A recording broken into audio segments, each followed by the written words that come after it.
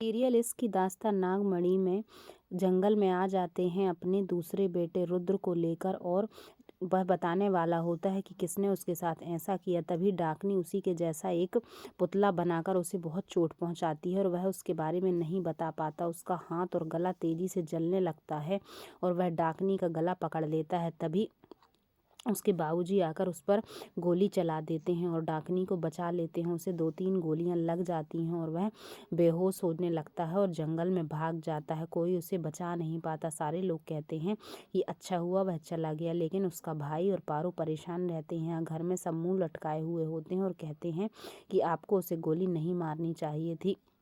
और डाकनी ड्रामा करती है, कमरे में चली जाती है। यहाँ पर याद करता है शंकर और उसी पुतले को ढूंढने जंगल जाता है। जब वह ढूंढता है तो उसे ढूंढते ढूंढते वह पुतला मिल जाता है और वह घर वापस आता है और याद करता है कि जो चोट लगी थी वह पुतले को भी लगी है, इसी में कुछ राज है, मैं जाकर पूछता हूँ। और आकर डाकनी से कहता है यह तुम्हारा है। तो डाकनी उसे कहती है इसकी छोड़ो, तुम्हारी पत्नी नागिन है, तुम्हें उसने बताया नहीं है, मैं बताऊंगी, तुम मुझे एक दिन का समय दो कि वह नागिन है। और जब सुबह होती है तो यहाँ पर रुद्र की फोटो में माला चढ़ाकर घर वाले सारे कहते हैं कि यह मर चुका है, हमारे बीच नहीं है। लेकिन उसका भाई शंकर दुखी होकर बाहर चला जाता है और जाकर पारो से पूछता है कि क्या तुम नागिन हो। वह मना कर देती है, झूठ बोल देती है ताकि उसे कोई दुख ना पहुंचे, और वह खुश होकर अंदर चला जाता है। तभी पंडित जी आते हैं और कहते हैं तुमने झूठ क्यों बोला। यहाँ शंकर पकड़कर ले जाता है कि तुम्हारा सच सबके सामने लाऊंगा, लेकिन कुछ नहीं कर पाता। पंडित जी कहते हैं अब तुम्हारी शक्तियां वापस आने का समय आ गया है। वह छड़ी इसी घर में है और वह मंत्र